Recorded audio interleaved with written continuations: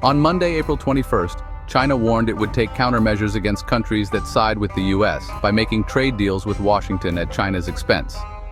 This came after a Bloomberg report said the U.S. plans to pressure countries to reduce trade with China to avoid new U.S. tariffs announced by President Trump earlier this month.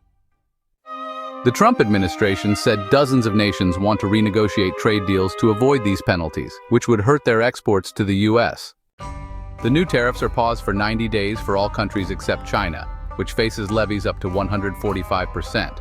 In response, China raised tariffs on U.S. imports to 125%. China's Commerce Ministry said on Monday that, well, appeasement will not bring peace, and compromise will not be respected. It warned countries against sacrificing others for short-term gain, saying this would, harm everyone. The ministry added that China strongly opposes deals made at its expense and will take reciprocal countermeasures against such countries. Nearly 50 countries have approached the U.S. to avoid the tariffs, according to U.S. Trade Representative Jamieson Greer.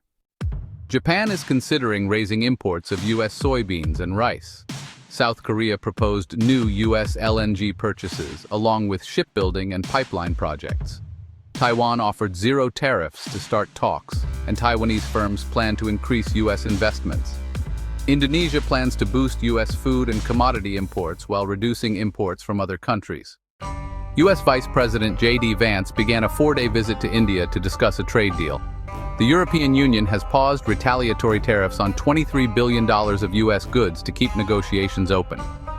Despite some pretty harsh words, Trump said just last week that talks with China are ongoing and, well, he expects a good deal. On the other hand, China hasn't actually confirmed this and, in fact, vows to fight the trade war to the end. New U.S. tariffs might actually push China's rivals, especially in Southeast Asia, to ramp up manufacturing for the U.S. market. Many countries have already started to benefit from shifting supply chains away from China due to all the U.S.-China tensions. By making new energy deals with the U.S., Asian neighbors could end up forcing China, the largest LNG importer, to rely on costlier and less reliable sources.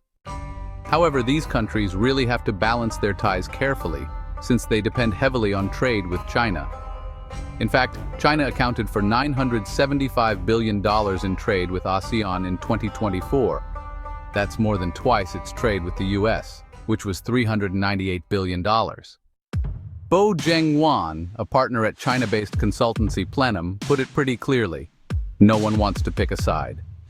Countries highly reliant on China's investment, infrastructure, technology, and consumption are unlikely to fully support U.S. demands.